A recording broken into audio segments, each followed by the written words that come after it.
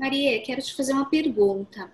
Muitas pessoas ficam com dúvidas sobre a questão quando você fala, o amor cego, de você se sentir pertencente, você faz determinada coisa, repete padrões para se sentir pertencente à família e tal. A pessoa fala, poxa, mas isso é consciente, é inconsciente?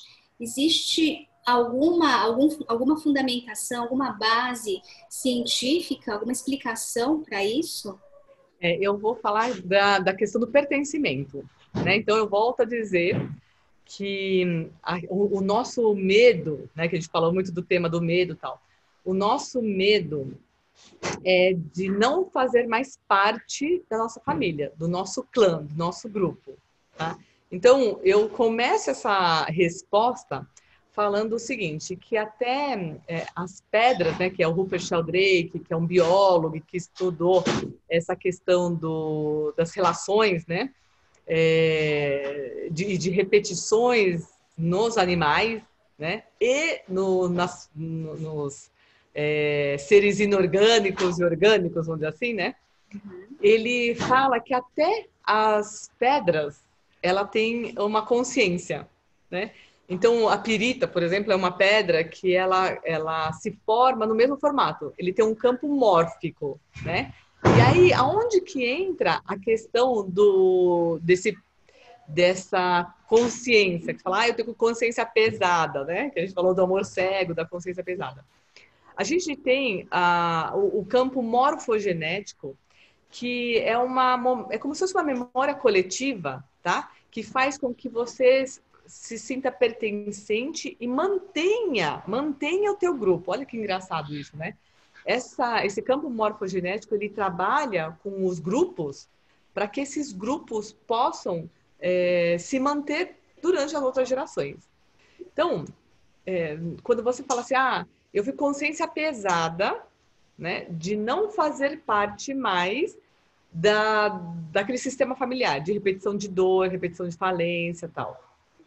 Isso daqui existe nos animais. Então, eu vou trazer a questão da ciência para explicar o que acontece no nosso dia a dia, né?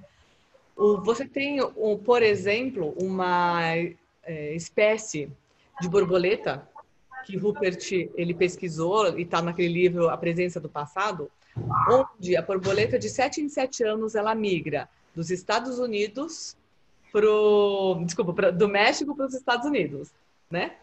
Então, de 7 em 7 anos, você fala assim, nossa, mas o que acontece nesse meio tempo? Como que elas lembram? Então, ele fala que este é o campo morfogenético que faz com que as borboletas façam essa migração. Mesma coisa com as tartarugas do Projeto Tamar, né? Onde o projeto tira os ovos de uma praia e aí o que ele faz? Quando os ovos eclodem, quando as tartarugas nascem, eles devolvem a tartaruga para a mesma praia da onde os ovos foram retirados. Por quê? É como se a tartaruga tivesse uma antena que faz com que ela volte depois para a mesma praia para colocar os ovos. E quando você tira, né, os ovos da praia A, e depois que os ovos nascem, eclodem, né, você coloca na praia B, essa antena faz com que eles fiquem meio sem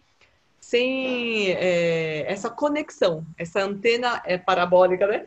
Ela faz com que eles não voltem para a mesma praia e fiquem meio perdidos. Então, olha que interessante. Eu gostei da analogia da antena. Então, essa antena que nos conecta para o nosso sistema familiar. Então, uma explicação científica para tudo isso, dessa questão do pertencimento, do sentir, né? Porque acho que uma das questões é assim, eu tenho medo de sentir. O que é esse negócio que a gente sente no meio da dinâmica? Dentro da nossa maratona, muita gente fala assim, nossa, eu senti isso, aquilo, né? E não precisa ter medo do sentir, né? Por quê? Porque isso aqui está na gente, né? As pedras têm uma consciência, os animais têm uma consciência, né? E ele traz até a teoria do centésimo macaco, que é uma analogia, tá? Porque não existe exatamente depois do centésimo macaco, né? Mas o Rupert fala que os macacos de uma ilha, eles aprenderam a lavar. E não foi nem o Rupert, tá? Foi um outro cientista. Eles aprendem a lavar a batata e aí comem a batata sem a terra.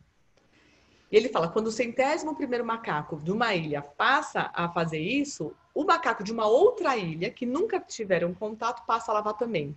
Ele usa essa analogia, né, essa brincadeira do 100º macaco, porque não é exatamente quando o 100º macaco.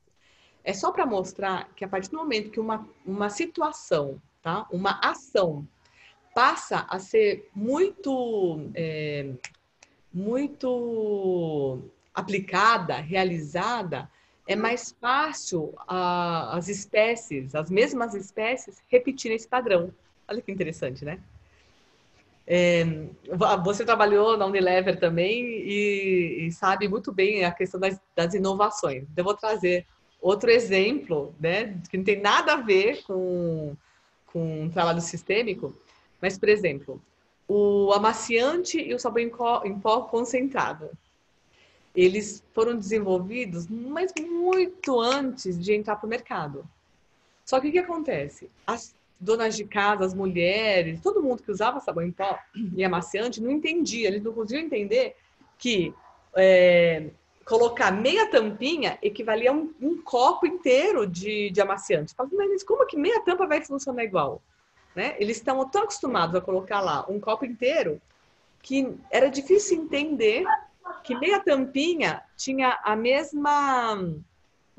os mesmos ativos e o mesmo benefício, ele conseguia amaciar igual. A partir do momento que você traz essa inovação, ensina o consumidor e repete.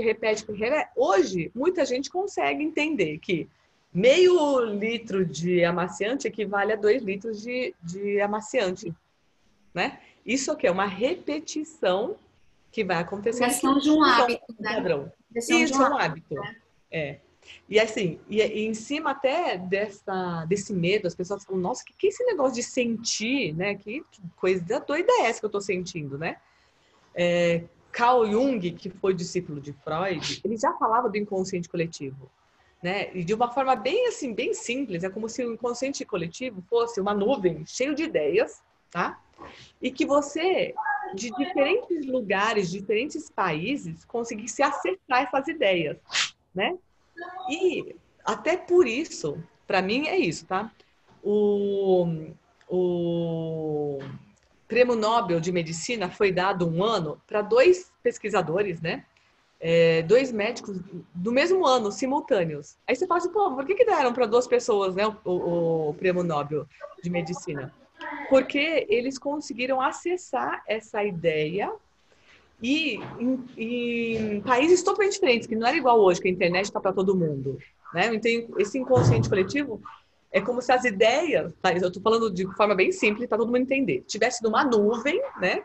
E você acessasse essa ideia, diferentes pessoas pudessem acessar essas ideias. É uma forma bem simples o que o Jung fala do inconsciente coletivo.